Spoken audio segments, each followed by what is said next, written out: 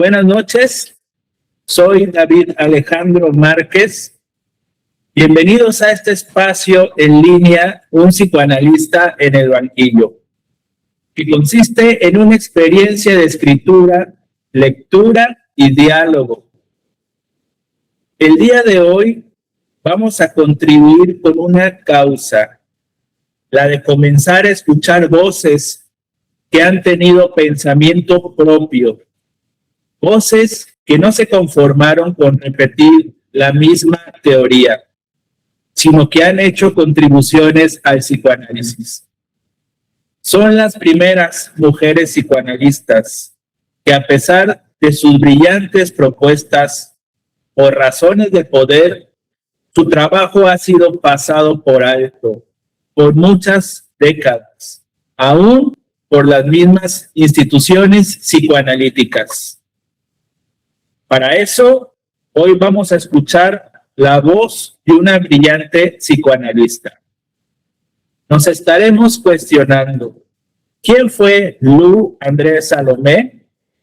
¿Qué aportó al psicoanálisis?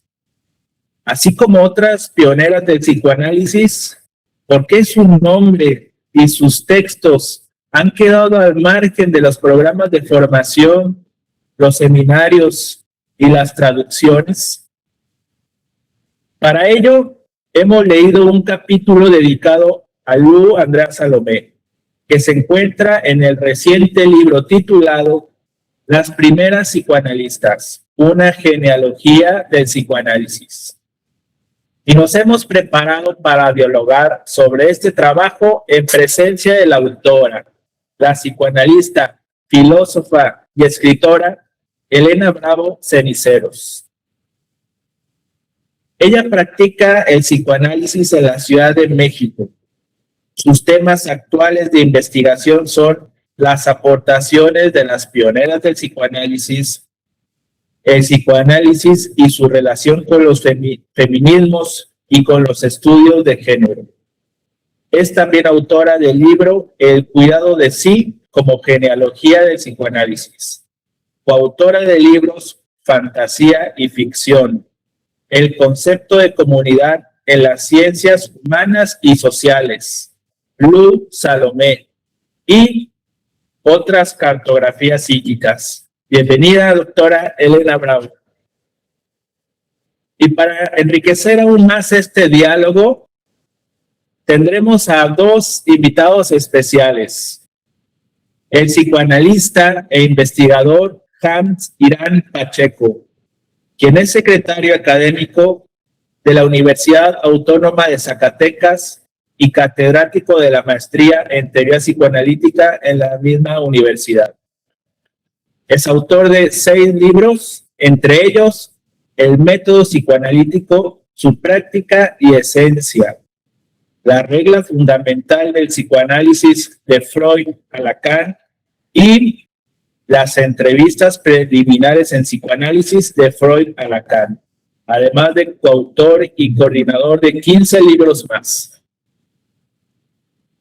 También tendremos el placer de dialogar con el psicoanalista e historiador Juan Capetillo Hernández, quien es autor del libro La emergencia del psicoanálisis en México.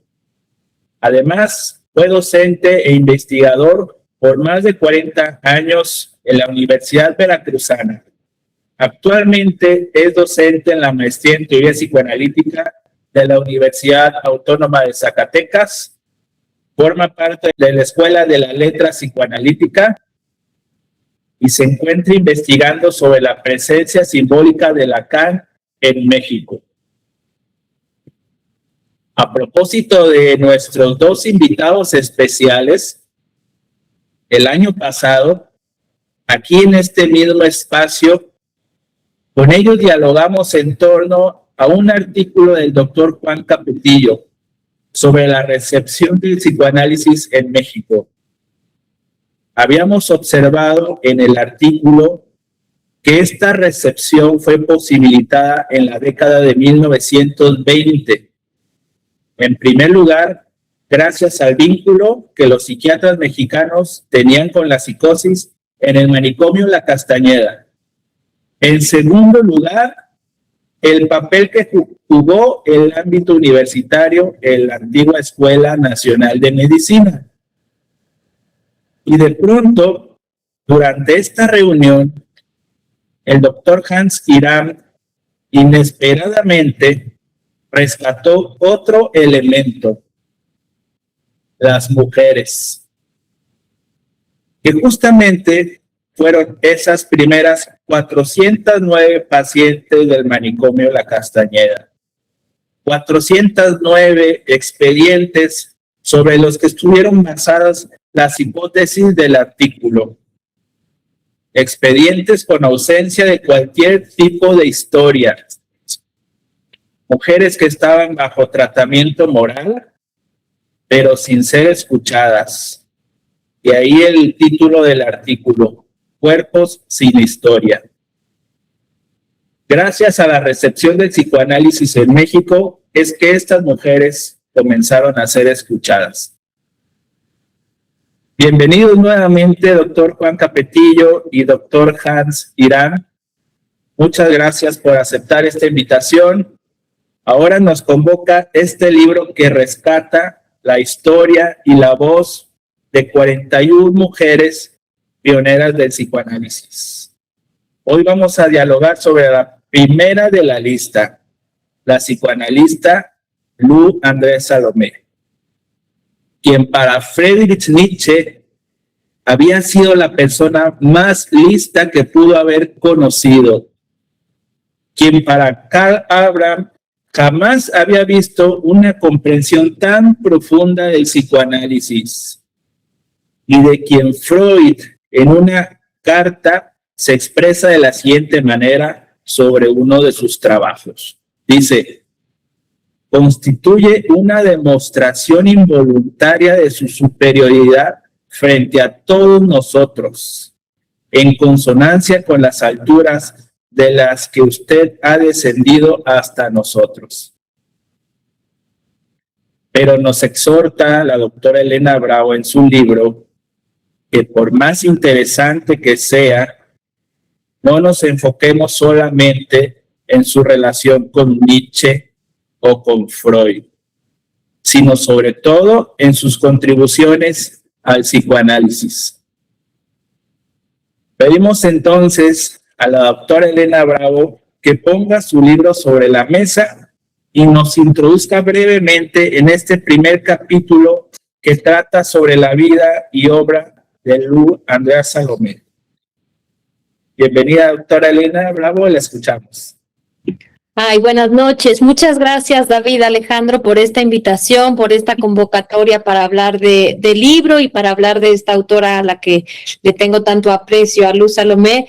Muchas gracias, Hans Iram, Juan Capetillo, por acceder también a dialogar acá. Me va a dar muchísimo gusto escucharlos también, y bueno, a todos los demás que están presentes, que bueno, será una delicia para mí también poder tener esta interlocución, ¿no? Conocer un poquito qué piensan de esta autora o de las pioneras, ¿no? En general, pero en particular de esta autora, Lou André Salomé, y bueno, pues aquí tener este rico diálogo en viernes en la noche. Yo aprecio muchísimo, además, el esfuerzo que supongo que representa poder estar acá esta noche, y yo se los agradezco muchísimo, y bueno, en particular y en especial a ti, David, Alejandro, por convocarnos y unirnos acá.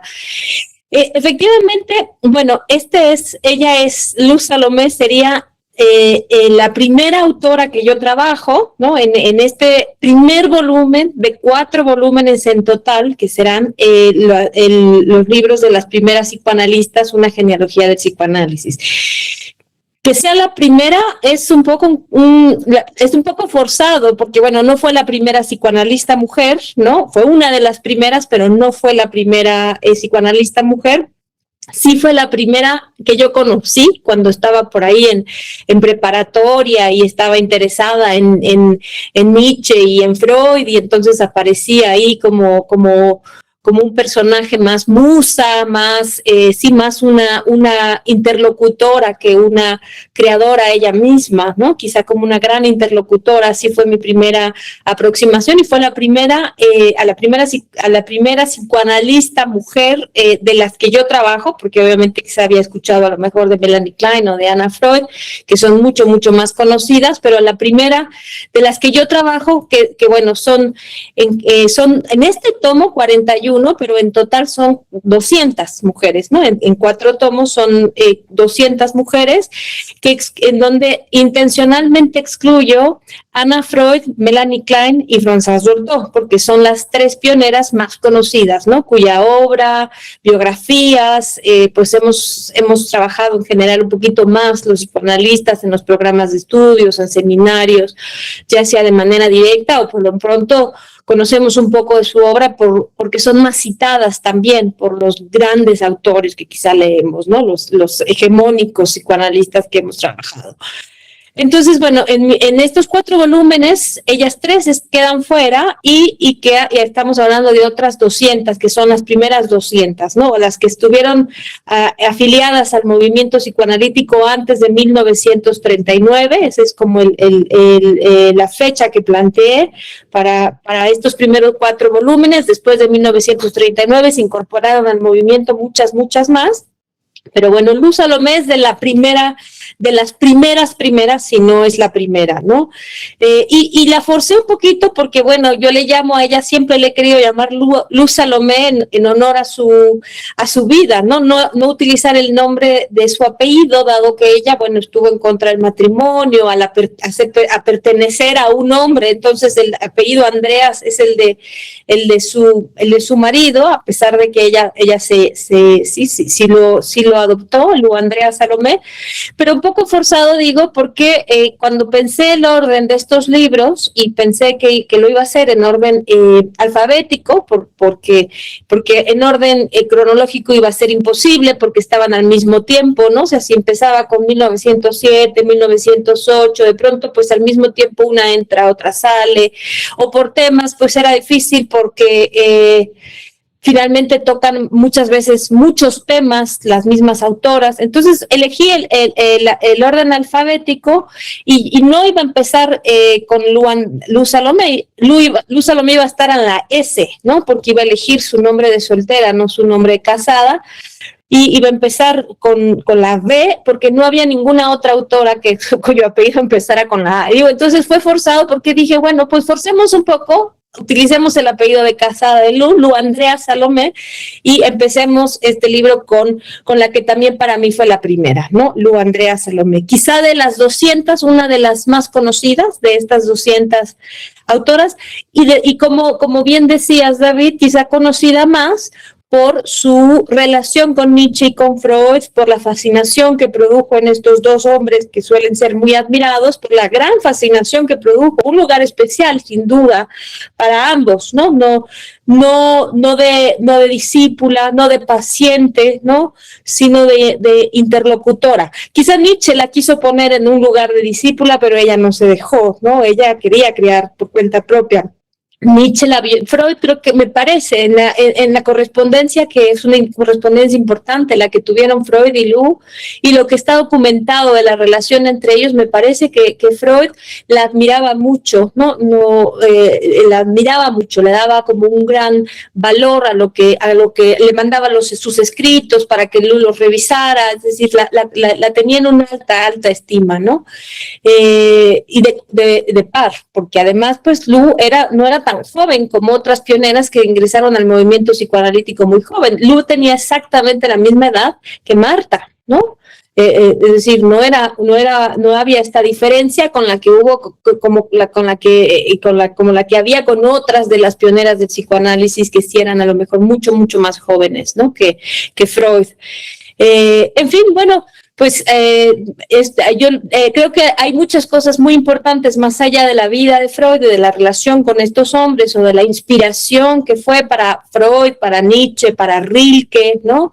El gusto o el gran gusto que tuvieron por ella como interlocutora Carla Abraham, o la relación que tuvo con Víctor Tauss, ¿no? Porque tuvo una relación cercana con muchos de los primeros psicoanalistas, artistas y filósofos y médicos, ¿no? Estuvo en el círculo de mucha gente intelectual y de la filosofía, del arte.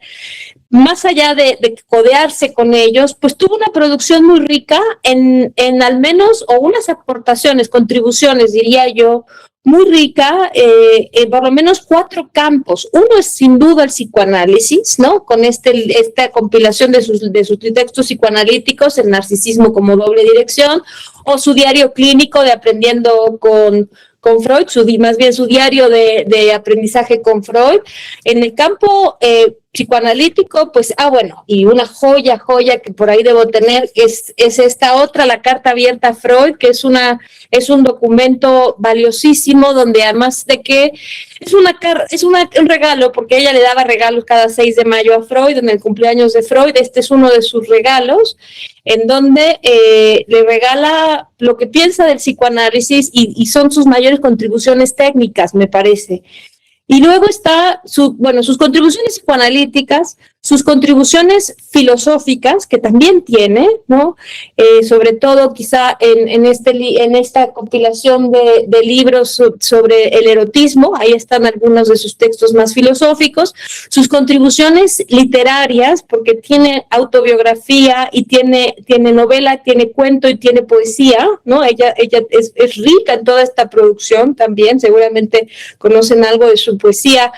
Y en esta misma línea, sus novelas cortas, me parece que son una gran contribución al feminismo también, a pesar de que su postura sobre la feminidad en psicoanálisis no la podríamos considerar feminista, pero su vida sí, y su trabajo literario, en particular, por ejemplo, pensaría uno de sus novelas cortas, Fenichka, es una gran contribución al feminismo. Entonces, al psicoanálisis, a la literatura, a la filosofía y a los feminismos. Por ahí pensaría que hay bastante, además de la interesante vida que tuvo, la inspiradora vida que tuvo también, porque lo valiente que fue, me parece, lo atrevida que fue a romper con tantos moldes, me parece una inspiración para mucha gente, ¿no?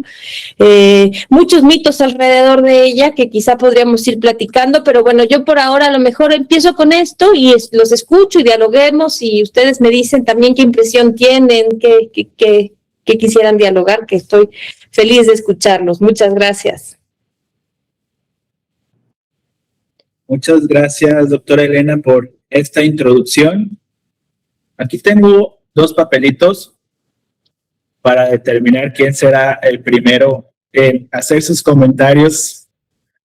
A ver.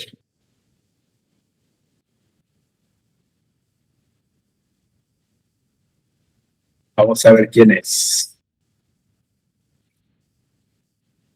El doctor Hans Irán Pacheco. Adelante. Muchas gracias, David. Pensé que era la rifa de los siguientes tomos. A ver quién nos lo íbamos a ganar. Ya estaba entusiasmado. Muchas gracias, David, de antemano, por la invitación, un reconocimiento, pues, por este espacio que has abierto para difundir el psicoanálisis y el trabajo de psicoanalistas, en particular en este caso nuestra amiga Elena Brown, que es un gran honor compartir la pantalla, dialogar.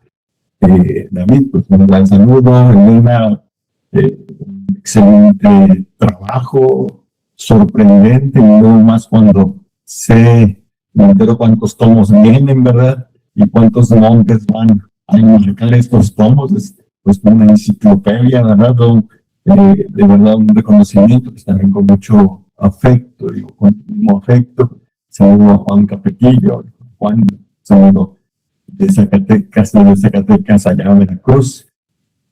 Y también un saludo a los que nos siguen, ¿verdad? También agradecer si me interesa el trabajo de Elena.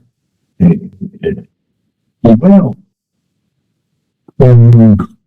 creo que de inicio también haces bien en concentrarnos en un nombre, ¿verdad? Es decir, en comenzar, en este caso, a trabajar con, abordar, a reflexionar, a dialogar sobre ¿y por qué digo eso? Porque cada uno de los nombres que aparecen en esta de las primeras psicoanalistas, una genealogía del psicoanálisis, todo el volumen, será, creo yo, un seminario, ¿verdad? Todo un diplomado que nos pudiera compartir Elena, y entonces entiendo que ha habido presentaciones del libro, desafortunadamente no he tenido la oportunidad de estar ahí, pero qué reto para los que comentan un libro, este tipo de libro, ¿verdad? Porque está muy, muy, muy profundo, muy completo. O sea, realmente es un gran reto, por eso digo que creo que haces bien en solo concentrarnos en un nombre, ¿verdad? Y creo que no va a alcanzar el tiempo incluso. Ahora, creo que también no siento que no es casual, que ya se mencionaba ahorita, que por alguna razón encabezaba la lista, ¿verdad? A lo mejor un poco injustificado por el apellido, pero que creo que se buscó precisamente, y ahora lo confirmo, pues que sea Luz, su biografía, su trabajo, precisamente diera apertura a esta obra. Bueno, por otra parte, esto es como paradójico, porque por una parte veo todo el libro y es, o sea, fenomenal, trabajo de investigación muy profundo, meticuloso, donde no solamente cada uno de las que se mencionan, en este caso Lu, habla de la biografía, ¿verdad? También habla sobre conceptos, no solamente es un trabajo biográfico. De pronto, cuando yo di un vistazo cuando vi que existía el libro, yo pensé que era una cuestión más biográfica o solamente biográfica, y no es así. Un ejemplo es justo el primer nombre. Sí empieza con unas primeras páginas biográficas que aunque tal vez no sean demasiadas páginas de la biografía, es muy completo, muy minucioso, me parece que rescata lo crucial, algunas citas muy claves, pero no solamente la cuestión biográfica, también es, por ejemplo, justo cómo inicia su acercamiento, por ejemplo, al psicoanálisis, desde luego, previo a eso, la obra literaria y filosófica, porque luego uno entiende a Lu, la quiere ver como solo psicoanalista, pero también tiene una formación muy sólida, un interés inicial con la filosofía, más sólida con la literatura, desde luego, la obra literaria. Y a partir de ahí hay otros apartados, que es justo su encuentro con Freud y el psicoanálisis, y luego ya rescata los textos psicoanalíticos, su encuentro con Ana Paul, por ejemplo. Entonces realmente es un trabajo que rebasa lo biográfico, porque también trastoca, aborda, explica los conceptos, las propuestas conceptuales, en este caso de Lu. Y digo que es como paradójico, porque por una parte parece es un trabajo muy profundo, muy amplio, pero por otra parte, en el caso de Lu, con las 3 citas que leíste, David Alejandro, las primeras 3 citas, creo que resumen muy bien el peso de Lu, cuando el mismo Freud o Nietzsche hablan sobre su obra, hay un reconocimiento, ¿verdad? Y creo que lamentablemente, que si bien hay un reconocimiento de un Freud, de un Nietzsche, por ejemplo, a propósito de estas 3 citas que mencionaban al principio, David, me parece que no hay un reconocimiento precisamente en el discurso actual del psicoanálisis, en enseñanza en las universidades, cuando se habla de historia del psicoanálisis, cuando se aborda el asunto de la historia, el origen del psicoanálisis, me parece que no está ese reconocimiento que debería de estar y que el mismo Freud reconoce.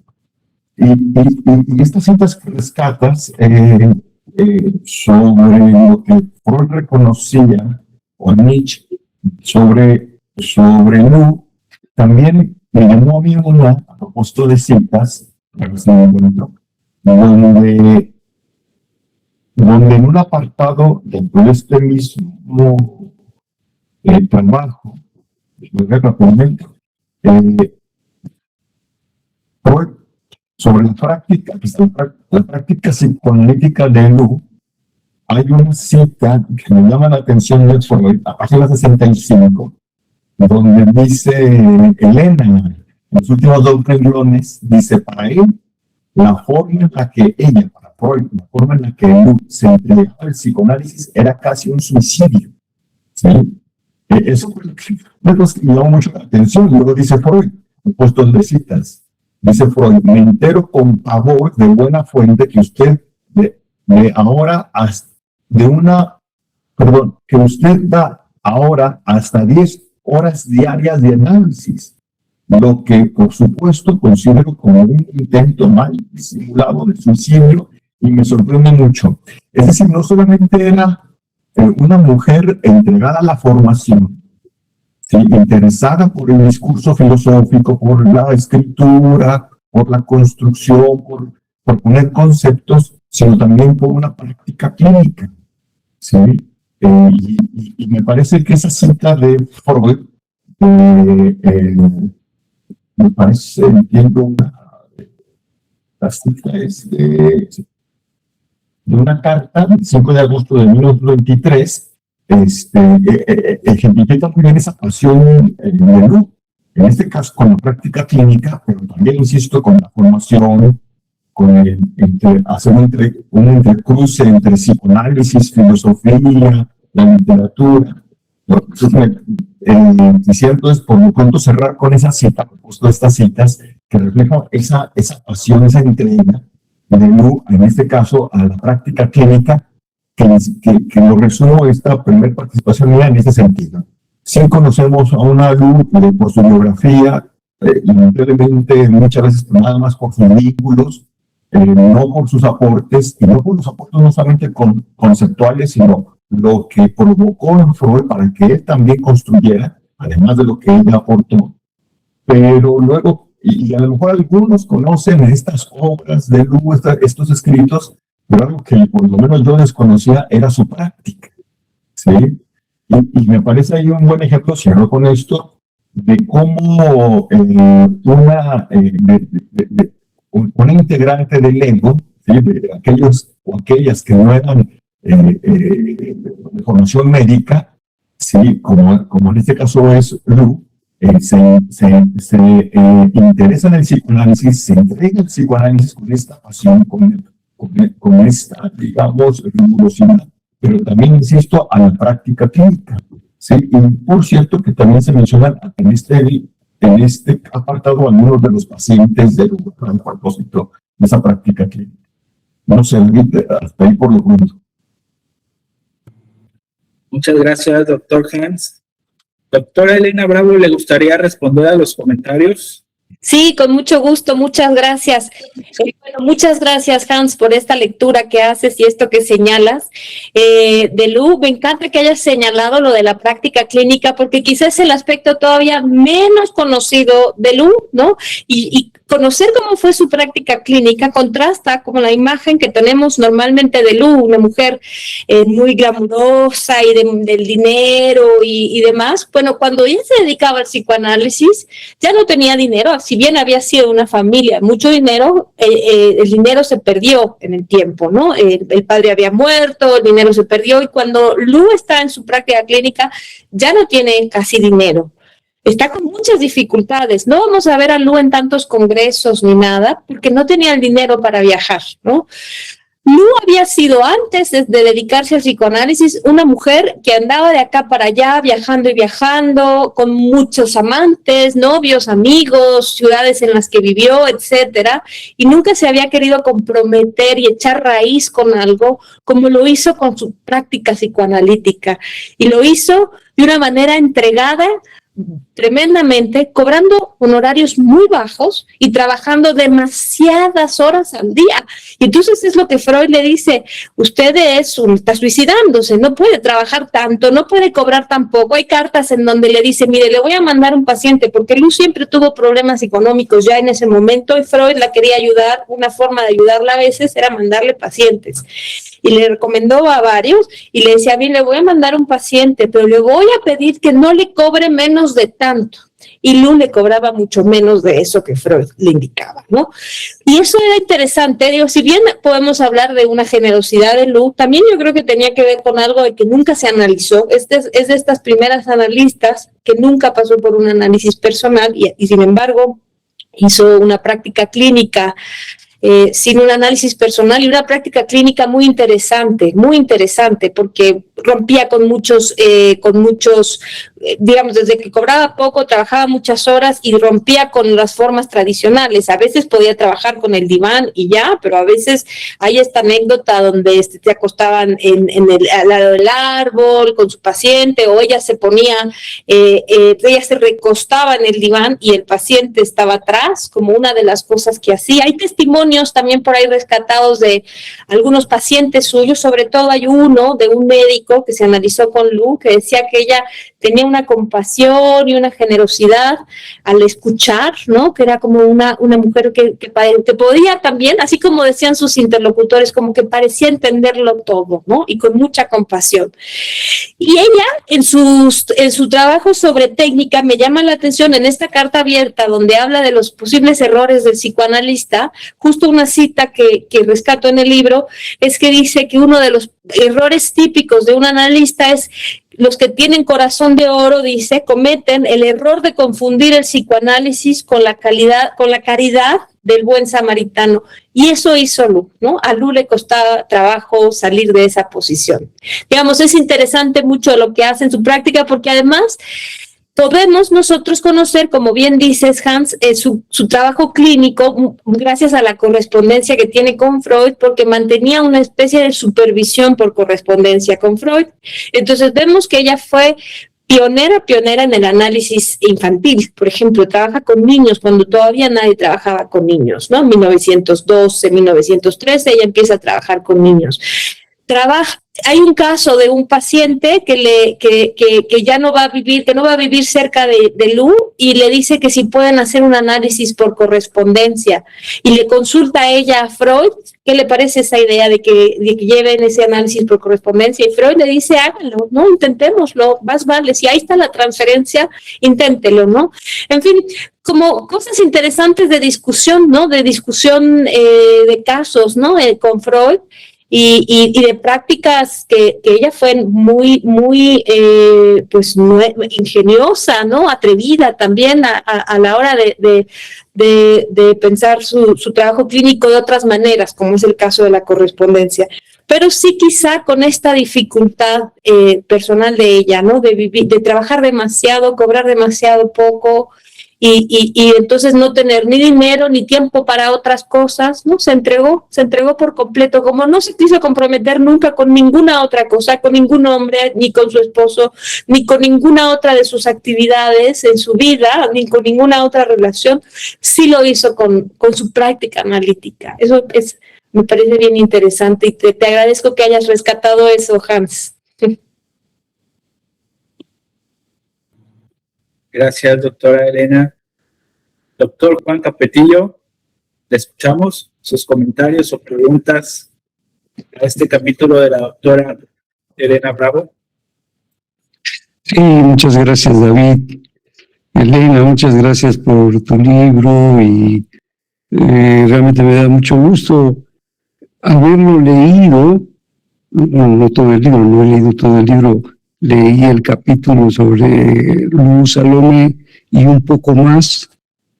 El prólogo, donde hay una muy breve presentación de las 41 del libro, y la introducción. Quiero hacer un comentario sobre la introducción, pero antes me llamó la atención que no se le haya, ya no digamos exigido, sugerido a Luz Salomé que se analizara. Es decir, porque ciertamente, como señalabas, ella se acerca al psicoanálisis hasta 1911. Tú comentas algo en el libro con respecto a Rilke, que no lo habíamos mencionado, que llama la atención. Comentas que ella no le recomendó que fuera al psicoanálisis, como por temor a que eso de alguna manera afectara su creatividad, lo inhibiera o qué sé yo. Pero la relación entre ellos, es decir, no estaba el psicoanálisis todavía en el panorama. 1899, es decir, lo comento porque precisamente ella llega al psicoanálisis hasta que va al Congreso de Weimar en 1911, y al año siguiente ya le está comunicando a Freud que se va a dedicar al psicoanálisis. Y ciertamente no es una mujer joven, está pues en la medianía, o más allá de la medianía de lo que fue su vida, 50 años, y con una trayectoria como escritora de novelas, de poemas, de ensayos filosóficos, del texto que hizo sobre Nietzsche en sus obras. Yo no lo conozco, pero realmente no sé si tiene digamos, una fortaleza filosófica.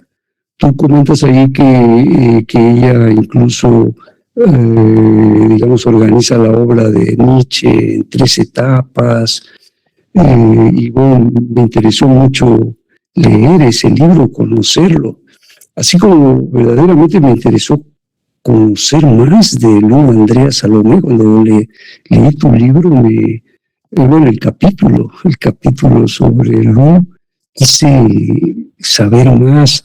Desde luego sabía algunas cosas, pero me metí a leer. Por ahí escuché una conferencia de un académico español de nombre, por aquí lo tengo, ahorita Antonio Pau, que es especialista en Rilke.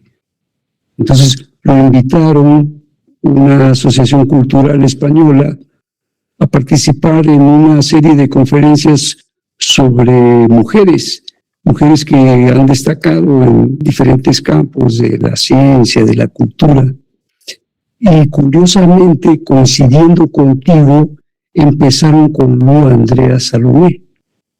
Entonces invitaron a este señor, pero él es especialista en Rilke, y habló en esa conferencia sustantivamente de lo que fue la relación de Lu Andrea Salomé con Rilke. A mí me llamó la atención porque hay una parte en tu libro donde dices que ella no tuvo interés en ser madre biológica, y valoraba más como una maternidad espiritual. Cuando leí eso, yo me pregunté si lo había sido para alguien. Y luego en la carta que lee Freud, cuando murió Lu Andrea Salomé, Freud dice explícitamente, madre de Rilke. Entonces, y por lo que comenta este académico español, de cómo Rilke se transformó a partir de la relación con Lu Salomé. Es mejor, yo también me gusta más decirle Lu Salomé, pero claro, la conocemos como Lu Andrea Salomé. Por ejemplo, este señor dice que cuando ella murió, ciertamente en una situación económica paupérrima, tenía 5 o 6 años que había muerto su esposo. Y cuando ella muere, como no hay recursos, entonces la entierran en la misma tumba donde estaba su esposo. Y a él le parece irónico que no aparece su nombre en la tumba. sea, esta mujer independiente que no quiso ceñirse a hombres realmente importantes, como por ejemplo Nietzsche. Incluso él dice que este poeta, este señor considera que Rilke, y lo he oído de otros, es considerado como uno de los mejores poetas europeos del siglo XX. Entonces es un personaje importante y que es creo que 17 años menor que Andrea Salomé. Ella era una mujer de 36 años, él un joven de 22, y lo transforma en la seguridad en sí mismo como hombre y en su seguridad como poeta.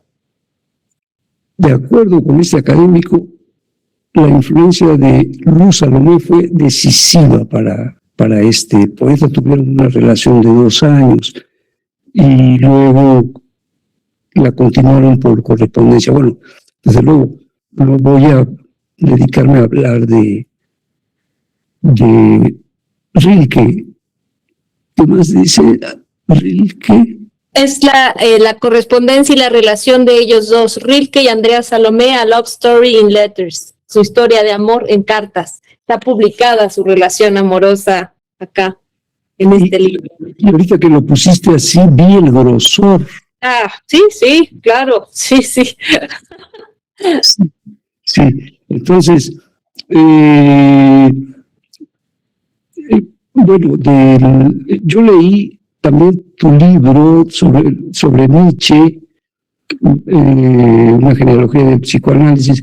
Me gustó mucho, es un estilo atrayente, didáctico, es una escritura que fluye, que uno va leyendo y no da ganas de detenerse.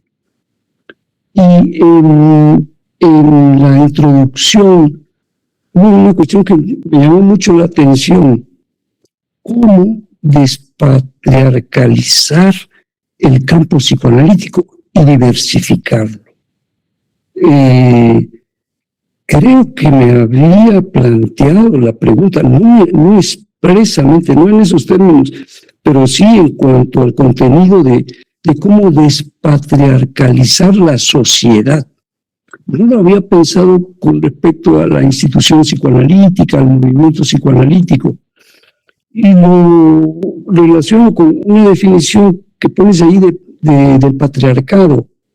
No recuerdo el autor, pero que dice que se define el patriarcado como la dominación masculina sobre las mujeres y los niños y la extensión de esta dominación a las instituciones.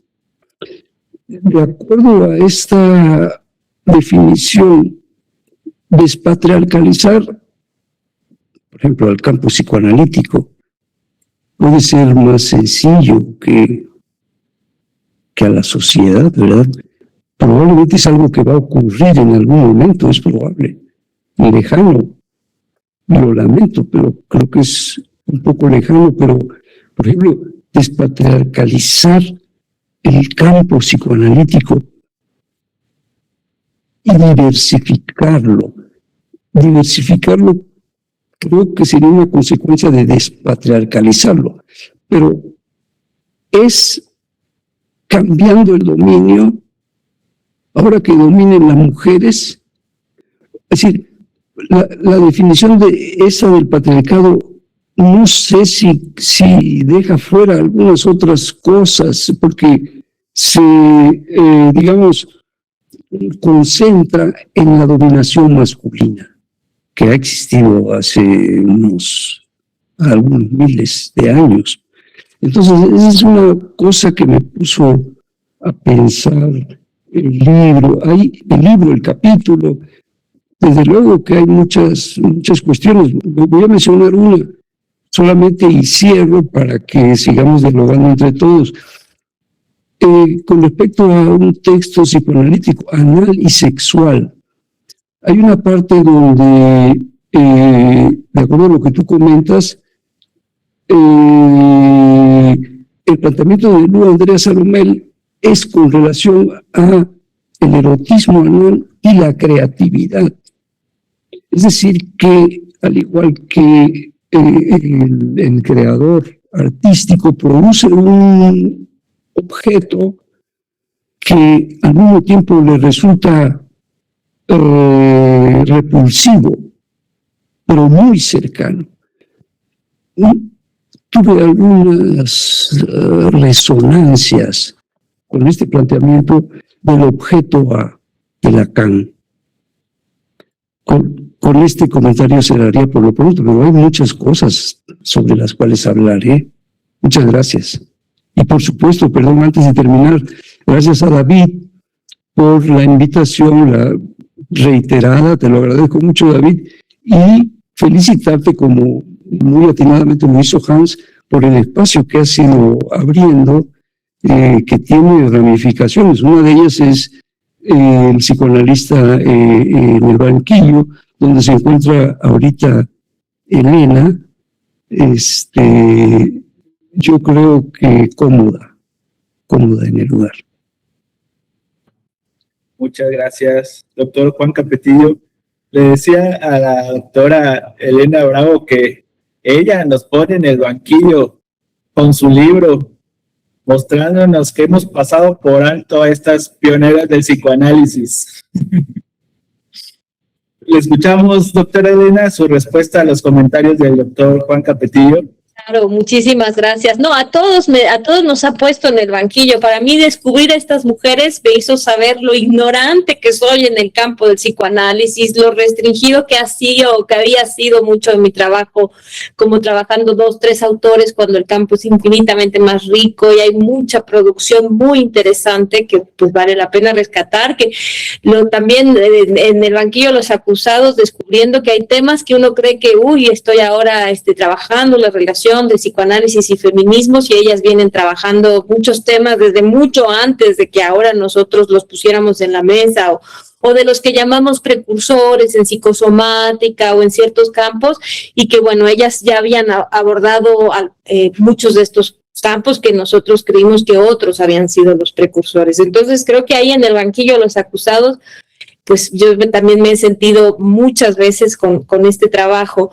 Y Juan, agradezco muchísimo todas las cosas que comentas. Hay muchas que quisiera responder o dialogar a partir de los temas que pones en la mesa. El prólogo, que claro, me gustaría mencionarlo, es el prólogo de una psicoanalista mexicana que admiro y quiero mucho, Fernanda Magallanes, y que sí, que finalmente hace ahí además de que dice muchas cosas muy valiosas, hace una pequeña como recuperación de lo central de cada una de ellas, que creo que sirve para decir, a lo mejor este libro no se lee de forma como así lineal, no sé, de la primera a la segunda, sino que a lo mejor por cada quien va encontrando el caminito, ¿no? Para ir conociendo a todas las autoras. Esto que dices de, varias cosas, que no se analizara Lu. Bueno, una práctica de varios, ¿no? De varios de los primeros psicoanalistas, desafortunadamente. Karl Abraham, por ejemplo, uno de ellos que me parece también interesante, que no se analizó, y creo que fue el mejor analista. Bueno, yo siempre lo creo así, por lo poco que conozco. Bueno, Abraham es un autor que me gusta mucho, pero por lo poco que conozco de la práctica de los primeros psicoanalistas y las primeras psicoanalistas, creo que Abraham fue un gran clínico, por cierto, analista de muchas de las primeras analistas, de Helen Deutsch, de Melanie Klein, de Karen Horney, de muchas de las primeras psicoanalistas, y él mismo tampoco se analizó, y Lu tampoco, y pues no sé por qué no se le pidió, en ese momento no era tan requisito. Sabemos que se institucionalizó el trípode y así ya esto hasta 1920, ¿no? Con Eitingon y con el Instituto de Berlín, así que para 1912 pues todavía no era requisito, y Lu pues no lo hizo. Claro, señalas esto de que en 1901, por ahí no sé exactamente qué fecha, Lu le desaconsejaba a Rilke que se analizara, pero ¿de qué psicoanálisis? Claro, estábamos hablando, no sé, pues 1900, pues de lo que se podía conocer un poquitito, la única publicación psicoanalítica podía ser la interpretación de los sueños y lo que se escuchaba por ahí de Freud, ¿no? No sé qué le desaconsejó porque en ese momento le desaconsejó Lu a Rilke esto, pensando lo que dices, que le inhibiría la creatividad, ¿no? Que le inhibiría la creatividad. No sé, hay muchas cosas que en ellas, quizá eso es lo que luego nos pasa, ¿no? Que algo que dijo en 1900, seguramente ya no lo hubiera dicho en 1925, después de estar ya tantos años dedicada al psicoanálisis, ¿no? En 1930. No creo que se lo hubiera desaconsejado después, pero es cierto y es interesante que se lo desaconsejara entonces. Esta relación específica de ella grande, de ella una mujer más grande que él, se repitió también con Víctor Tausk, ¿no? Que fue una relación muy significativa y que también Víctor Tausk era un hombre más joven que Lu. Pero no estoy segura de que la maternidad a la que ella se refería fuera la maternidad de esas parejas. Me parece por la forma, bueno, que ella no quiso ser madre biológica, lo dice en este libro que siempre lo recomiendo más que ningún otro para empezar con Lu, es la autobiografía de ella que se llama Mirada Retrospectiva, Lu Andrea Salomé, compendio de algunos recuerdos de la vida. Y ahí va hablando de su relación con Nietzsche, con Rilke, con Freud, con el psicoanálisis, con sus padres, con Dios, con sus pacientes, etcétera, y con la maternidad. Y ahí dice ella, desde el principio, no puedo decirles exactamente en dónde, que ella nunca quiso ser madre biológica, pero sí que quería ser madre en el sentido no de ser madre de sus parejas, sino de generar, de crear, ¿no? Pensaba que eso era la forma de maternidad que ella expresaría, ¿no? Creando pues su obra, ¿no? Lo que ella escribió. Y supongo que lo que se quedó por escribir, porque hubo muchos otros proyectos que quedaron inconclusos y que ya no vieron la luz y que no los podemos conocer al día de hoy, ¿no? Todavía muchas cosas que ya ya no publicó, ¿no? Que están por ahí todavía. Entonces, bueno, no sé si esta cita me parecieron bien interesantes cosas que dijiste que la verdad no sabía, donde lo de Freud, que Freud dijo madre de Rilke, que dice madre de Rilke, eso me parece, no en este epitafio de Freud, ¿no? Donde al final dice mujer de tantos valores y no sé qué, cuando muere Luz, dice madre de Rilke, no lo recuerdo. Genial. En el epitafio justamente dice, es el segundo párrafo, se sabía que siendo joven había mantenido intensa amistad con Friedrich Nietzsche, una amistad fundada en su profunda inteligencia para las osadas ideas del filósofo. La relación halló un final repentino cuando ella rechazó la propuesta matrimonial que él le hizo. Y de años posteriores se conocía que había sido tanto musa como madre solícita para el gran poeta Rainer Maria Rilke. Dice este académico español, Antonio Pau, que no le puso el nombre de María, es el nombre que ella se lo puso, eso dice este señor, porque él se llamaba René Rilke. Incluso este académico español dice, imagínense que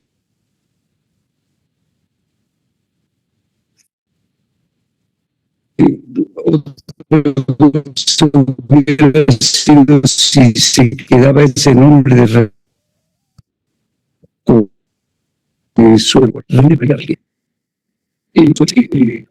cambió hasta su estilo de letra, de cómo escribía para imitar la letra de Lu. Yo sí creo que habría algo, porque ya estando ella casada, se fueron 2 meses a un lugar, lo describe como muy bonito, cerca de un lago, un bosque. Estuvieron viviendo ahí 2 meses y que Rilke dice que después de esos 2 meses él fue otro.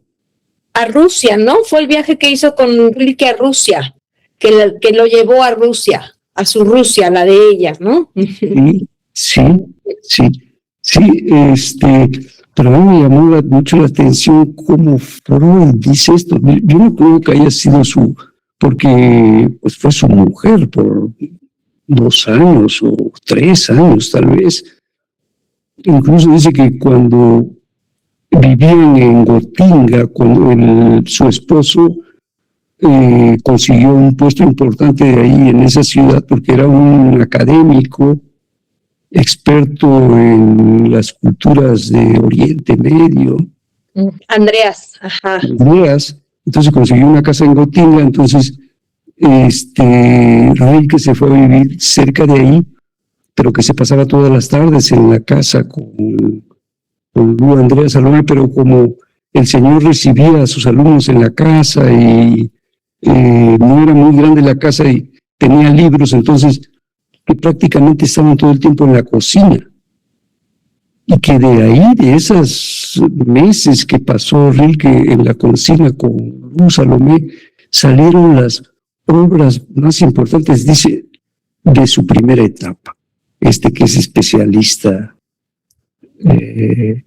Pero yo creo que, bueno, fue su mujer y que como pues una mujer de 36 años, con experiencias, con diferentes amantes, y él, un jovencito de 22 años, debe haber tenido una influencia. Eso afirma este señor que la tuvo, que fue decisiva, son sus palabras. Pero bueno,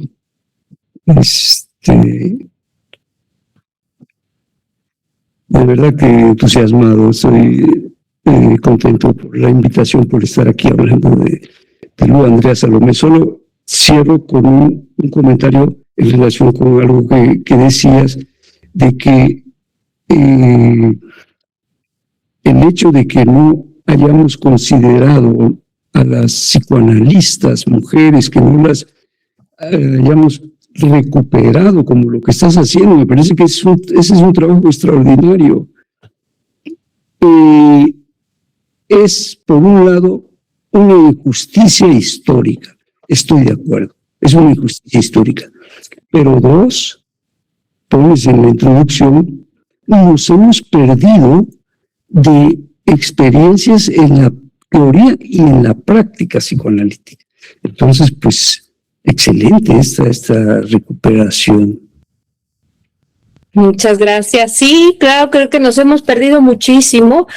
En Luz, por ejemplo, el texto que citabas, el de análisis sexual, es el único que yo recuerdo de Luz y de los pocos que a lo largo de la historia del psicoanálisis, en particular, digamos, de lo que cita Freud y de lo que cita Lacan, sí ha sido citado. Es de lo muy poco, justo solamente el de análisis sexual. Lo cita Freud en una nota al pie, en su texto de carácter erotismo anal. En una nota al pie está ahí referido que hay un gran trabajo de Luz Salomé sobre carácter erotismo anal. Lo cita Lacan, recuerdo, en Ideas directivas para un congreso de sexualidad femenina.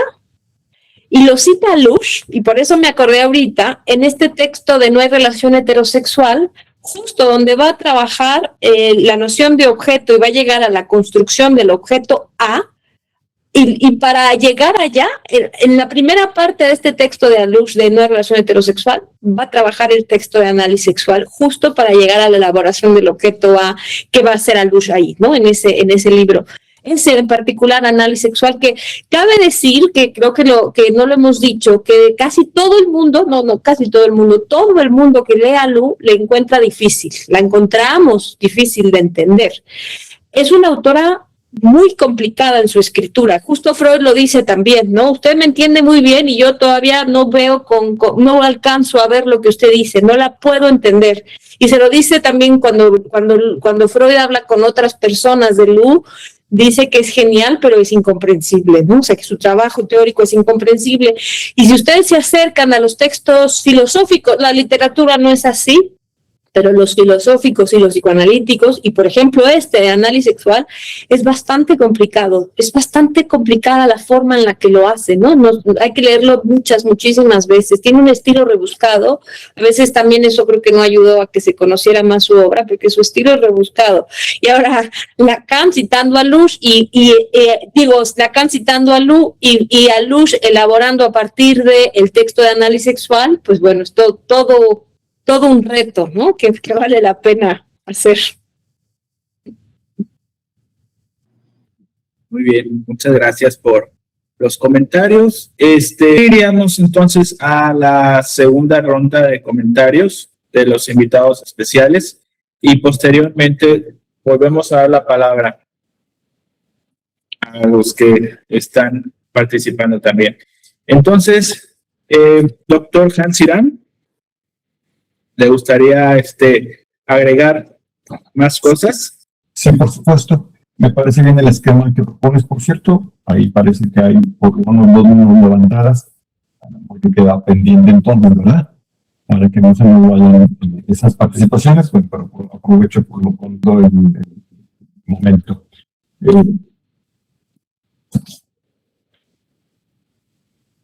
Pero, bueno, un poco regresando al primer comentario que hice, vuelvo a comentarlo, cuando sé de la existencia del libro, me refiero sobre todo a primera vista, decía hace un momento que creí erróneamente que era como un asunto biográfico, ¿sí? Que no hubiera estado nada mal. Rescatar la biografía de todas las psicoanalistas. Pero comentaba también que va más allá de una cuestión biográfica, que ciertamente aborda de manera introductoria, por lo menos cuando tiene que ver con su biografía, pero después decía también con el psicoanálisis, en este caso con Freud, incluso terminaba con el tema de su práctica clínica. Y menciono esto nuevamente porque fue muy grato no solamente encontrar biografía o historia, sino que de por sí es muy interesante la historia. Tanto Castillo portaba los textos con un libro, ¿no?, sobre la historia del psicoanálisis, particularmente en México. Y creo que da la razón, la importancia de la historia, la biografía, ¿verdad?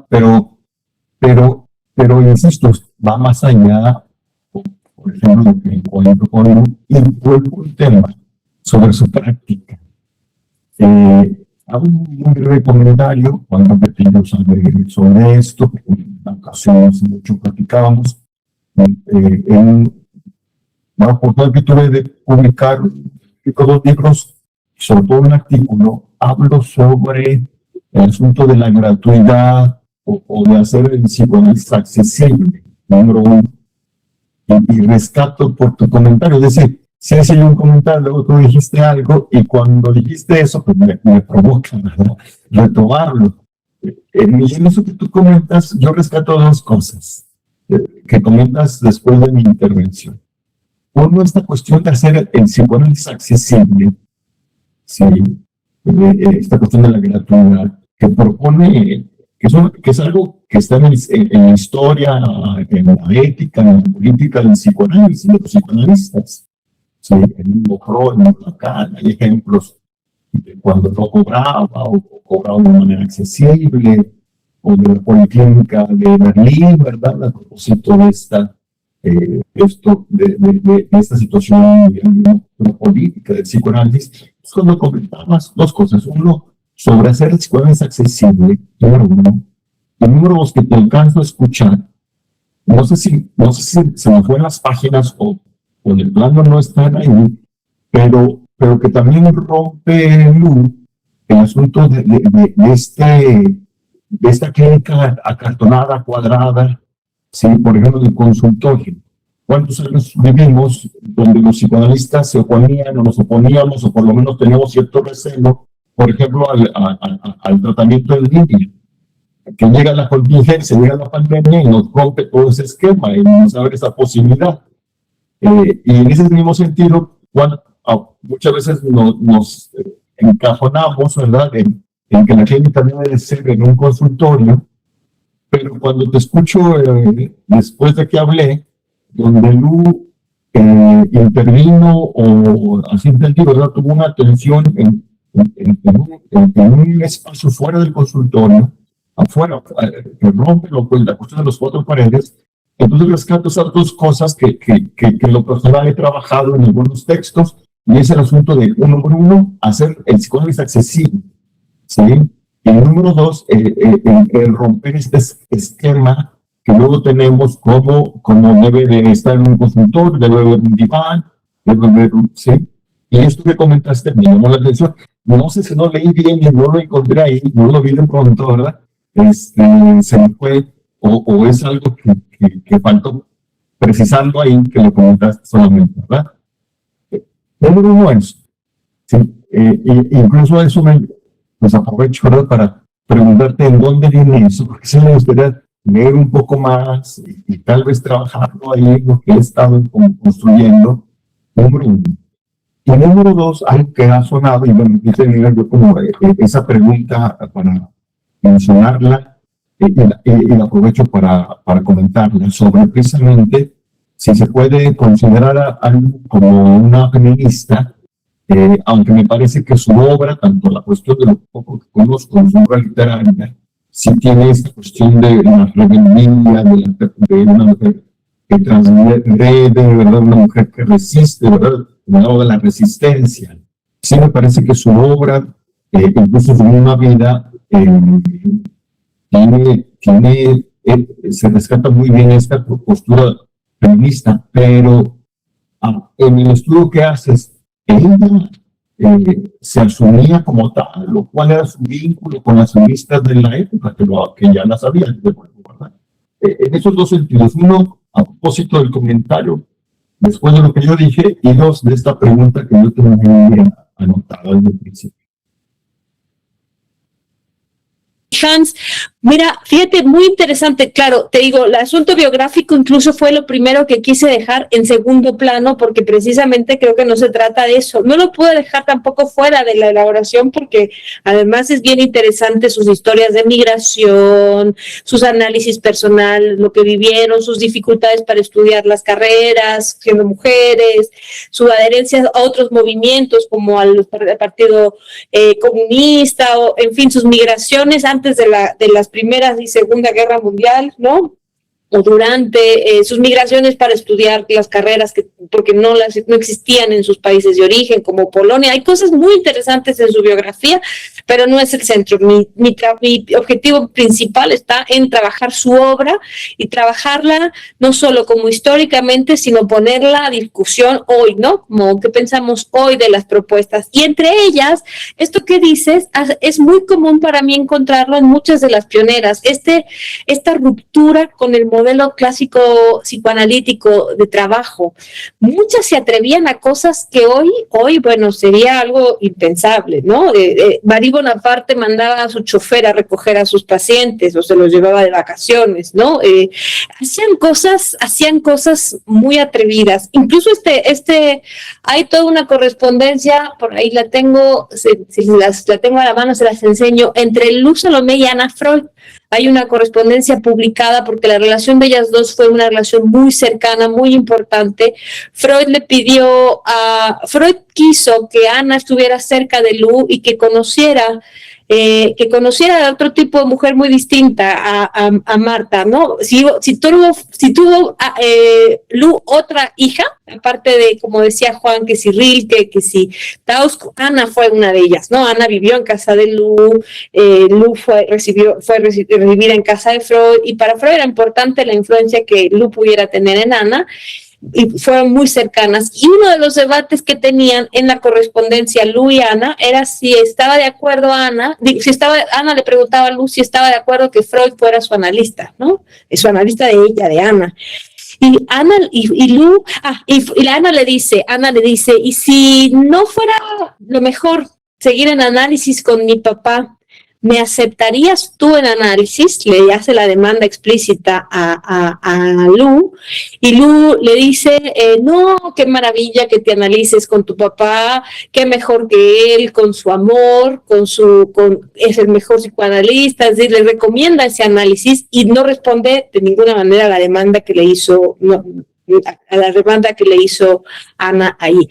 En fin, cosas tan poco ortodoxas a veces que podríamos decir, bueno, pues ni siquiera hubo un cuestionamiento de todas las implicaciones, ¿no? Que seguían de que el papá fuera el analista de la hija, ¿no?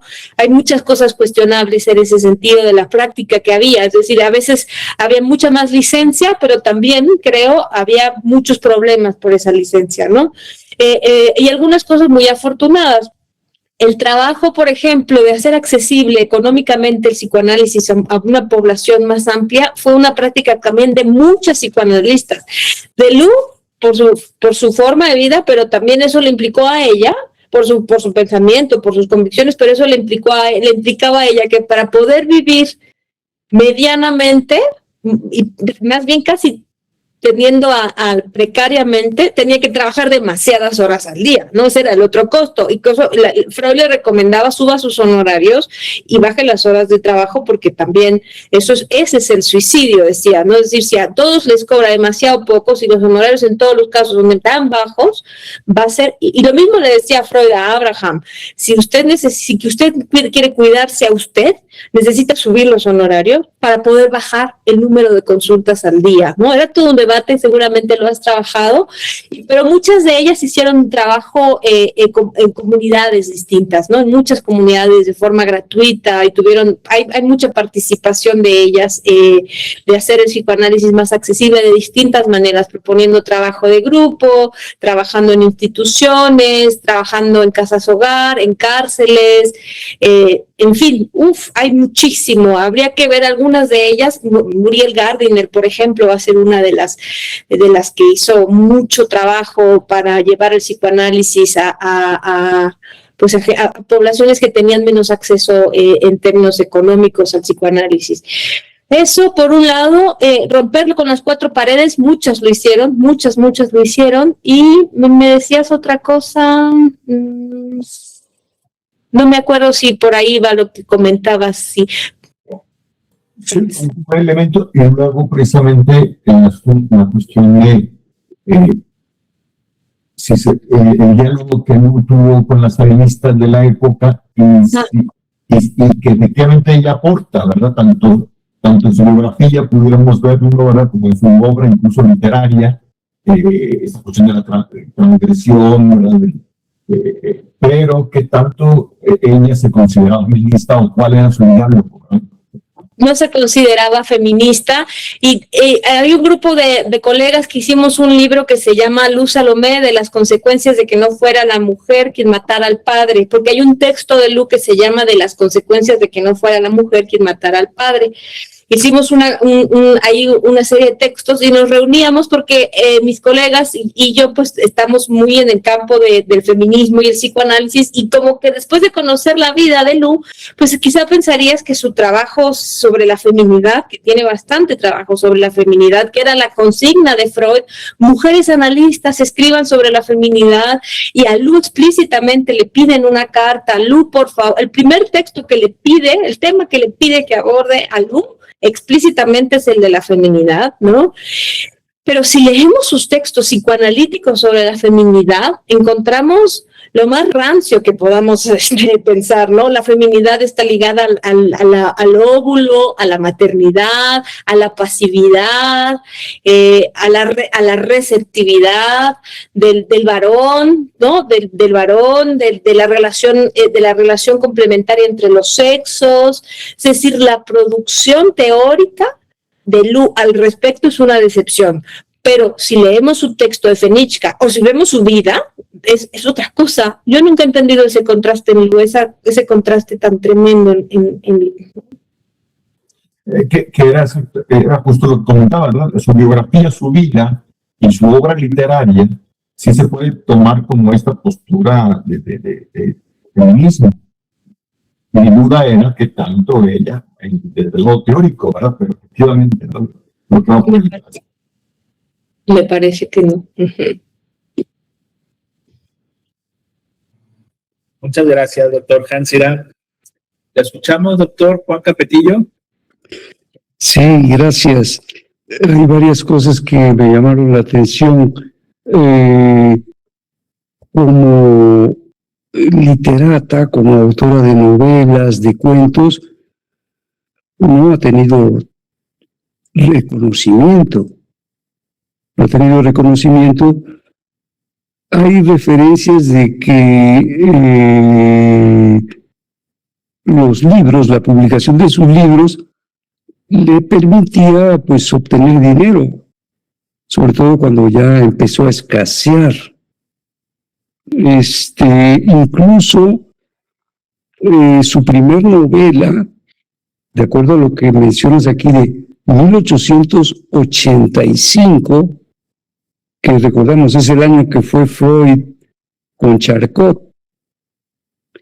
Su primera novela, ella conoció a Nietzsche en 1882, el año del relato que le hace Breuer a Freud del caso de Ana O. Y en realidad solo convivieron 7, 8 meses. Es decir, fue una relación muy intensa que en poco tiempo dejó mucho. Y aparentemente a Nietzsche lo destrozó por algún tiempo, al menos, porque no esperaba que, siendo Nietzsche, ya para entonces tenía varias publicaciones, ya tenía un reconocimiento, un hombre creo que de 38 años, y luego una joven de 22 años lo rechazara. Yo creo que no soportó en su narcisismo el que ella no quisiera ni ser su alumna, ni mucho menos su esposa. Tú subrayas eso, pero esa novela, después de la relación con Nietzsche, tú haces referencia a una autora que dice que es la primera novela escrita con la filosofía de Nietzsche. Creo que algo de Dios, no recuerdo el nombre de esa primer novela de Lu Andrea Salomé, pero lleva a Dios en el título, es In Kampf um Gott, lo encontré en alemán, pero en lucha por Dios, y bueno, era una joven que llegó a Roma, donde los conoció, pues muy joven, pero estableció relación con una mujer de 61 años. Ella sí, feminista, con publicaciones feministas, Malvida Bon, no recuerdo el apellido, que tenía una especie de salón, como los salones del siglo XVIII, donde iban los ilustrados y los enciclopedistas. Esta señora todavía en el siglo XIX tenía un salón donde llegaban intelectuales y ahí un profesor, porque ella llegó a Roma a estudiar, y un profesor le recomendó que fuera a buscar a esta señora, y esta mujer se entusiasma mucho con Lu, le ve tamaños filosóficos. Incluso ella pensaba que no le convenía a Lu la relación con Nietzsche, porque significaba que iba a obstaculizar su propio desarrollo. Entonces, cosa que es, bueno, después tuvo relaciones con hombres más jóvenes que ella, más o menos como estaba ella con Nietzsche y con Paul Riz, porque también era como 12 años mayor que ella. Y bueno, es famoso ese episodio del triángulo que vivieron. Encontré una película, probablemente es conocida, yo no la conocía, Más allá del bien y del mal. Es de una directora italiana que se llama Liliana Cavani. Está en YouTube a mí me gustó. Es una película que habla de los tres personajes, habla de Lou, de Paul Rie y de Nietzsche. Desde luego es su lectura. Entonces,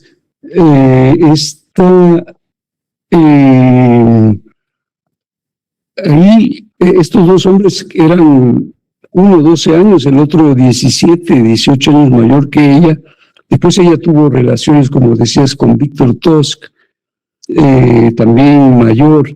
Este señor académico que yo mencionaba hace rato dice que las relaciones de Lou Salomé con los hombres que fueron desastrosas. Hay una primera parte donde pareciera que está asumiendo una posición misógina, como que se lanzara en contra de ellos, porque dice, incluso refiriéndose a personajes como Víctor Tusk, dice que era una mujer sin sentimientos, que no le importaban las consecuencias de sus actos, que destruyó, las relaciones, en resumen, dice, fueron destructivas, pero tuvo una sola relación constructiva, y es precisamente con Rilke, por lo menos una relación amorosa. Hay otra cuestión que también me llamó la atención, que ella empieza a ir a la Sociedad Psicoanalítica de Viena en 1912, pero la aceptan hasta 1922.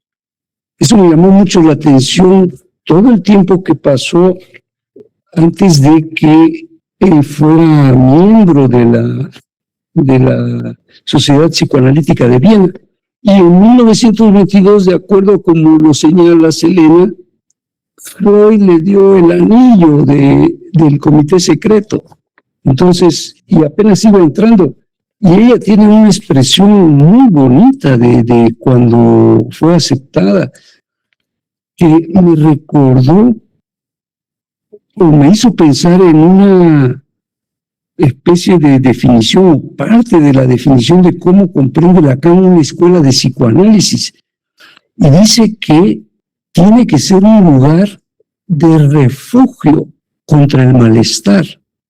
Y me parece que, dice Lou Andrés Salomé, ocurrió al enterarse de la noticia de que habías ingresado en la Sociedad Psicoanalítica de Viena, expresó muy emocionada que, esto es en la página 64, ocurrió como si soñara y como solo suele darse cuando se es niño. Me he encontrado de repente lo soñado cual regalo sobre la colcha de la cama.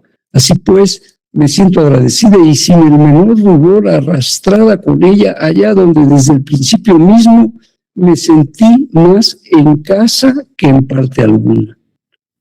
No sé por qué pasó tanto tiempo, desde 1912 hasta 1922, para que ingresara, cuando que además era un personaje verdaderamente importante porque formaba parte del comité secreto. Nadie sabía de la existencia de ese comité secreto excepto los que formaban parte de él. Y hay otro dato que tú das, bueno, por un lado, dejas bien plantado al psicoanálisis porque dices que es de las pocas profesiones en donde las mujeres tuvieron oportunidad de desarrollarse, a pesar de no tener un papel, digamos, destacado, pero sí era un espacio donde podían desarrollarse, y que tanto Freud como los fundadores promovían la incorporación de las mujeres, el trabajo de las mujeres, excepto de manera particular Beatles. Es increíble las cosas que dice este señor, que es quizá el primer biógrafo de Freud, el biógrafo hombre, porque hay una mujer antes. Su libro es de 1924, pero antes hay una mujer, que no tengo el dato en este momento, que ya hizo un esbozo biográfico de Freud. Entonces, bueno, el psicoanálisis era propicio para las mujeres, y tú miras que en Europa, en los años 30, había un 30% de mujeres psicoanalistas. Es decir, dentro de los psicoanalistas europeos, 30% de ellas eran mujeres. Yo me pregunto, me hizo este dato preguntarme por la proporción actual en Europa, o no sé, probablemente existen esos datos en el mundo, incluso en México, por ejemplo. Bueno, había mencionado algunas cosas, tengo otras para mencionar, pero sí, quiero decir que es difícil abstraerse sin demeritar, porque creo que no debemos hacerlo, en los trabajos teóricos de Lu Andrea Salomé, sin demeritarlos. Es difícil abstraerse de lo que fue su vida, de las pasiones, de la relación con estos personajes verdaderamente importantes en la historia, cosa que creo, tal vez con la excepción de Spinelli, creo que no es el mismo caso con las otras psicoanalistas. Por ejemplo, comencé a leer lo que escribe sobre Balán, y es otra cosa. No sé si... No. Balint, que es la esposa de Michael Balint, no es tan difícil abstraerse porque se conoce mucho a su esposo, ¿no? También, perdón.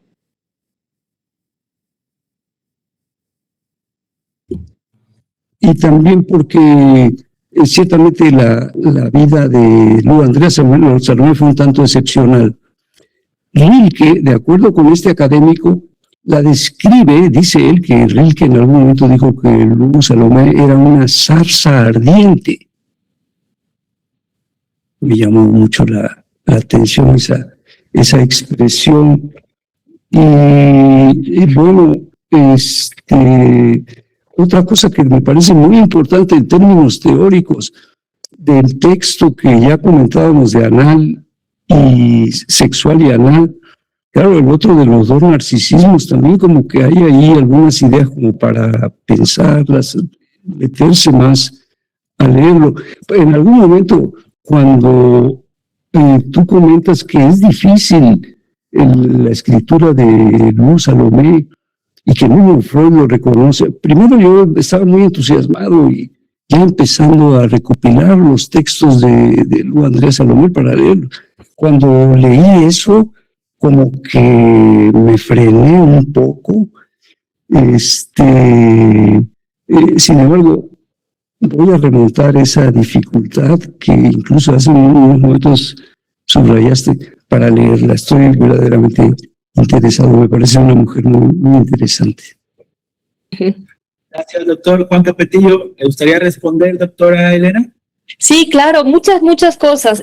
Claro, estos comentarios misóginos que hay muchos alrededor de la figura de Lu que tú rescatas, que dices de ella, ¿no? Como que hay gente que se expresaba así de ella, creo que tuvieron su origen en muchos lugares, pero quizá uno de los más importantes es la hermana de Nietzsche y Nietzsche mismo. Esta relación que tú ahora traes, que pues es una relación interesantísima, ¿no? La Nietzsche ya un filósofo con producción, etcétera, y Lu, una chica de 21 años, ¿no? 22 años que se conocen y que tienen justo a través de precisamente de Maldivas, se conocen y ella le dice a Nietzsche, oye, tú tienes que conocer a Lu porque tiene una afinidad en el pensamiento contigo que te sorprendería. Y por supuesto que sí, ¿no? Cuando se sentaron a hablar por primera vez, bueno, dice Lu, este texto que hace Lu sobre Nietzsche es una belleza. Nietzsche en su vida y en sus obras, es una belleza. Dice la fascinación que le produjo las manos de Nietzsche, la mirada de Nietzsche, ¿no? Obviamente Lu quedó fascinada inicialmente y estos primeros encuentros fueron muy interesantes porque además compartían pues la relación con Dios, una cierta relación con Dios, ¿no? Lu decía que Nietzsche, a pesar de decirse esta relación más, de plantearse más ateo, dice Lu, Nietzsche tenía una espiritualidad enorme, ¿no? Y Lu se decía de sí misma, más atea, ¿no? Pero tenían una cierta relación con Dios parecida y es increíble que se conozcan precisamente en la Basílica de San Pedro. Ese fue el primer lugar de encuentro, cuando los dos fueron tan críticos con la religión, con el catolicismo, tan cuestionadores de Dios, pero Dios fue un concepto, ¿no? Y una relación central para ambos, y hubo muchas cosas parecidas, ¿no? El problema fue, claro, el carácter de Nietzsche. Acá este libro narra, se llama Documentos de un encuentro. Yo se los recomiendo profundamente si les interesa conocer esta relación entre los tres, Nietzsche, Paul Rée y Lou. Son las cartas que hay, porque Lou se fue decepcionando mucho con el carácter impositivo de Nietzsche. Es lo que le va contando a Paul Rée, ¿no? De inicio iban a vivir los tres porque ella no se quería casar, estaban planeando un proyecto de vida en común y todo funcionaba muy bien hasta que Nietzsche se volvió posesivo, impositivo, no aceptaba el cuestionamiento. Entonces Lou dijo, ya no puedo con sus arranques de furia, ¿no? Pasan estas vacaciones en Teutoburgo, ¿no? Un tiempo juntos. Y Nietzsche también le pide matrimonio y Lou no accede porque el carácter de Nietzsche lo encuentra terrorífico, ¿no? Dice, no puedo estar con un hombre que es tan intransigente, que es tan iracundo, etcétera.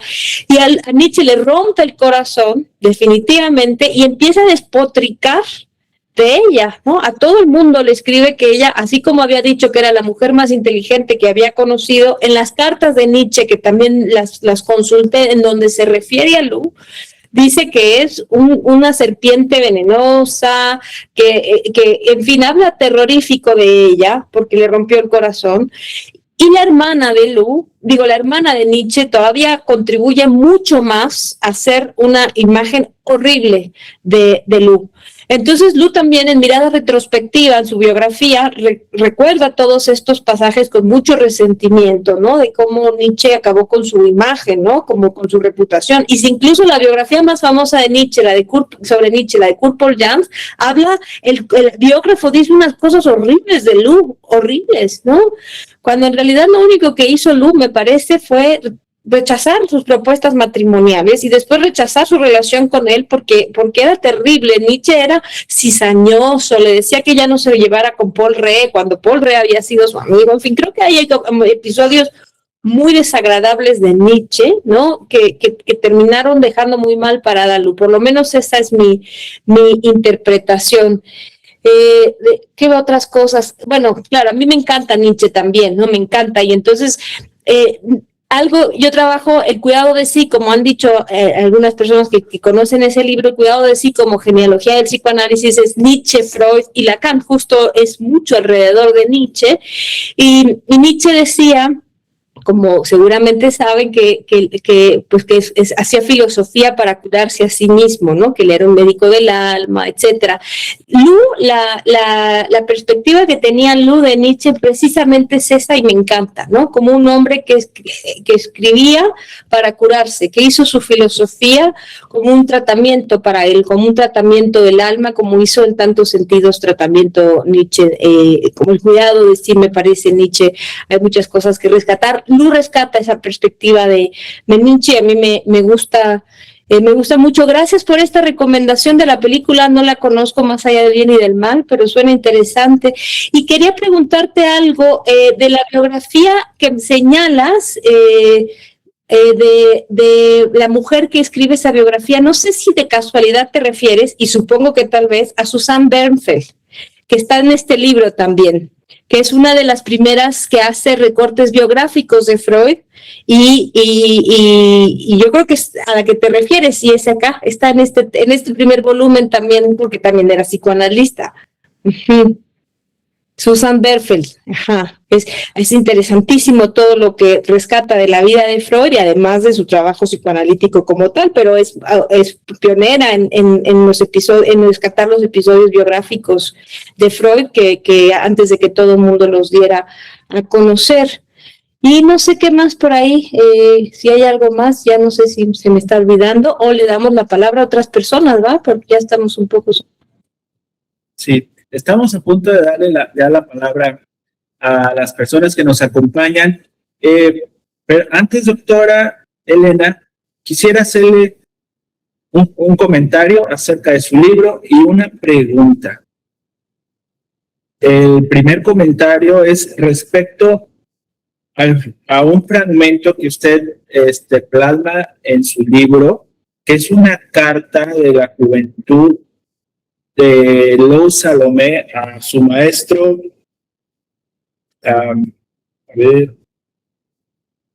Kedrix Willot, que si bien hemos visto que Lou no fue análisis,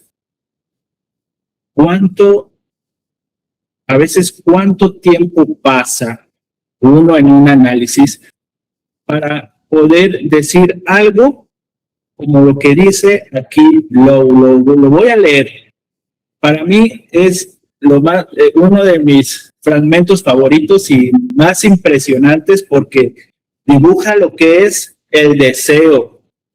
Dice: no puedo vivir conforme a ejemplos, ni voy a presentar jamás un ejemplo para nadie.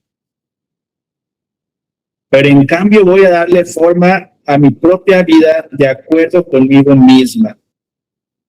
Eso sí, lo voy a hacer, pase lo que pase, para lo cual no tengo que defender principio alguno, sino algo mucho más maravilloso. Algo que está metido en uno mismo y quema de pura vida y grita de júbilo y lucha por salir. Me encanta este fragmento. Y la siguiente pregunta, doctora, es, usted menciona en la introducción, dice: reconozco hoy una deuda con todas ellas, estas pioneras del psicoanálisis. Mi práctica no es la misma después de haber recorrido sus obras. La pregunta es, ¿cómo ha modificado su práctica? Algo en específico que nos pueda mencionar de Lou Salomé. ¿Cómo ha modificado su práctica? Pues creo que mucho en el sentido que hicieron varias de las pioneras, como justo tratar de ser menos seguidora del maestro y tratar de atreverme como ella, así como esa inspiración que ella es para mí, como a tratar de pensar por cuenta propia, seguir menos y pensar más, ¿no? Cuestionar un poco más. Ella lo hizo toda su vida. Creo que esa sería una de las formas. Y cuestionar entonces, ¿no? A la teoría psicoanalítica, y eso por supuesto que tiene consecuencias en la práctica psicoanalítica. Salir de cierta rigidez. Muy bien, muchas gracias, doctora Elena Bravo. Tenemos también levantada la mano la psicoanalista Florentina Gamarra desde Argentina. Qué gusto verle de nuevo. Que por cierto, pronto va a estar nuevamente en nuestro país, si no me equivoco, a finales de año. ¿La escuchamos? Bueno, buenas noches. Muchísimas gracias. ¿Qué tal, David? Muchísimas gracias por esta presentación. Elena, ante todo, felicitaciones nuevamente. Te lo he dicho de manera personal. Quiero agradecerte este trabajo maravilloso y quisiera en realidad preguntarte qué expectativa tenés respecto de lo que te causó este trabajo. Porque observando detenidamente y escuchando también los presentadores quienes te han acompañado, que por cierto me parece que es importante destacar, son dos varones, ¿no? Comentando el libro, la investigación de una psicoanalista mujer. Me gusta recuperar esta idea que tienen los chinos, de que para los chinos los antepasados no están atrás, sino que los antepasados son los que están adelante nuestro, son los que están por delante, pensando en esta idea de los pioneros y las pioneras. Los pioneros es un término de guerra, los peones que iban adelante de las tropas en el siglo XII para marcar el camino del ejército. En este sentido me parece que quizás el título, el nombre y la investigación no es cualquiera. Entonces quería preguntarte, en estos tiempos por los que atraviesa el psicoanálisis, diría a nivel mundial, ¿qué le deseas a tu escritura respecto de lo que el campo psicoanalítico por ahí viene, a mi criterio, digo yo, ¿no?, necesitando desde hace bastante tiempo? Y si parte de tu objetivo en este trabajo es precisamente recuperar algo de esos que pasaron antes para volver a tenerlos por delante y no por detrás. Me encanta lo que dices, recuperarlas para traerlas para adelante y no para atrás, y que espero que eso sea precisamente el destino de este trabajo, o a donde siga este trabajo, ¿no? No es para recuperarlas como una pieza de atrás y decir qué interesantes y qué lindas y qué injusta ha sido la historia del psicoanálisis que no las nombró, sino poderlos todavía hoy, ¿no?, orientarnos por su trabajo para cuestionar el nuestro, ¿no? Para cuestionar el nuestro, para repensar el nuestro. No es como, hay algo que creo que en algunas lecturas psicoanalíticas ocurre, que es creer que como Lacan ya conoció la historia del psicoanálisis después de Freud o durante Freud, Lacan ya nos pasó un filtro y nos dijo que era valioso y que no era valioso, y entonces ya no hay que hacer ese trabajo nosotros por nuestra cuenta. Y no creo que sea así. Lacan, por un lado, por ejemplo, algunas de las que llega a mencionar de estas autoras, simplemente las tumbas y las menciona. En algunos casos hay algún reconocimiento parcial y hay mucha ignorancia de Lacan respecto a estas mujeres también, porque tampoco en sus planes de estudios, en su programa de formación estaban incluidas, solo algunas de ellas, mucho más que ahora, ¿no? Porque creo que a lo largo del tiempo menos se fueron conociendo sus contribuciones. Entonces, bueno, no es que ellas ya no valen la pena, porque a lo mejor Lacan las trabajó y entonces ya las descartó y ya tenemos que dejarlas atrás, porque Freud y después Lacan, ¿no? O la vuelta a Freud de Lacan, o el retorno a Freud de Lacan, y sobre todo como muchos migraron a Estados Unidos, quizás se meten en ese mismo paquete donde el psicoanálisis en Estados Unidos se diluyó, se volvió psicología del yo, y adaptativo, y aliado con la psiquiatría. No es del todo así, ¿no? Yo lo que quiero justo con lo que, y quisiera cerrar acá un poco, es con esto que quiero retomar de Florentina, que ha salido también en lo que estamos hablando, en lo que dice Juan, de que ahora le interesa mucho conocer a Lu, en lo que dice Hans, de quienes trabajan este tema de romper con la rigidez del dispositivo analítico, o la cuestión del pago en el análisis. Es justo ponerlas en la discusión del psicoanálisis que está por venir, del que estamos construyendo, dejar de citar a los que ya siempre citamos y empezar a aprender de la experiencia clínica de ellas, de sus conclusiones, de su método de trabajo, de su espíritu. Yo creo que ojalá podamos, y eso ha sido para mí lo más valioso, aprender de sus aportaciones, su trabajo, etcétera, pero de ese espíritu de pensar el psicoanálisis, ¿no? De construir el psicoanálisis, de ser parte de quienes construyen el psicoanálisis y no ser solamente quienes repiten el psicoanálisis, ¿no? Yo creo que eso es para mí la apuesta, más allá de la justicia histórica, ¿no? Mucho más allá, justo lo que dice Florentina, hacia adelante, ¿no? Hacia adelante, no hacia atrás, traerlas atrás para construir hacia adelante con ellas, ¿no? Qué interesante.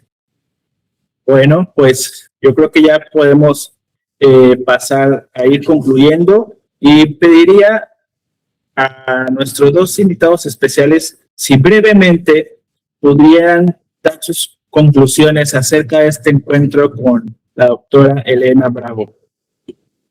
En breves palabras, por favor. A ver, doctor Juan Capetillo, ahora le toca a usted comenzar.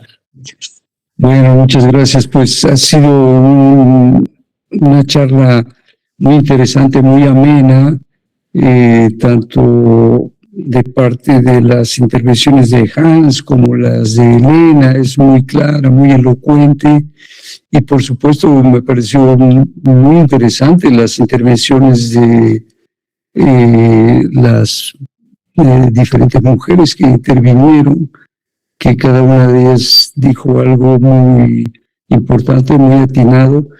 Y al final yo quiero preguntarte, Elena, o pedirte si puedes repetir, hiciste referencia a una mujer que ya había hecho un estudio sobre los hermanos Karamazov, que Freud y después también algo en relación con la confesión de Foucault. ¿Cómo se llama? Tatiana Rosenthal. Brillante, genial, interesantísima. Murió suicidada, desafortunadamente, como muchas de ellas que se suicidaron. Ella fue una. Pero Tatiana Rosenthal, genial. Rusa. Ya, muchas gracias. Me dio mucho gusto estar aquí. Estoy nutrido por lo que se ha dicho y particularmente me da verdaderamente mucho gusto y me deja mucho oír a las mujeres. Gracias. Muchas gracias, doctor Juan Capetillo. Doctor Hans Irán. Hola, hola. Nuevamente, felicitar a Elena Bravo, ¿verdad? Por su admirable, sorprendente trabajo, que apenas es el inicio, ¿verdad? Según nos comentaba, entonces pues estamos a la espera de los próximos volúmenes, ¿verdad? Para tener toda la colección, la serie, y que pues recomiendo altamente.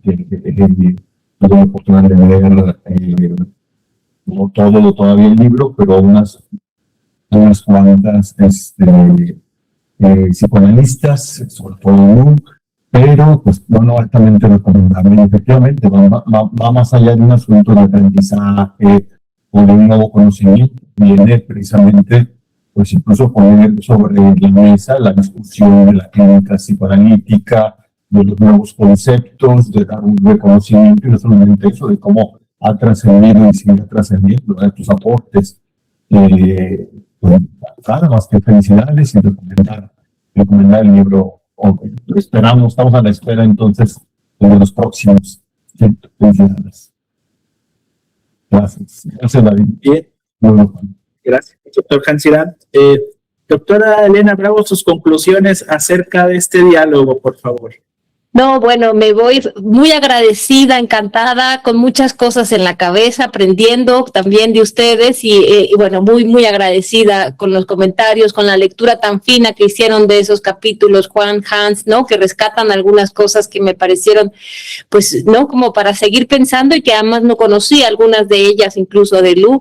Y gracias a ustedes, gracias David por este espacio, muchas gracias por acoger mi libro y por acogerlas a ellas y ahora espero que las lean a ellas mucho más también, ¿no?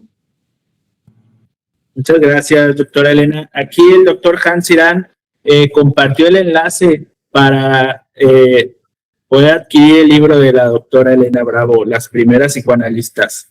Pues muchas gracias por acompañarnos, por aceptar esta invitación y a todos los que nos acompañan. Nos vemos hasta la próxima. sí, David, hasta luego.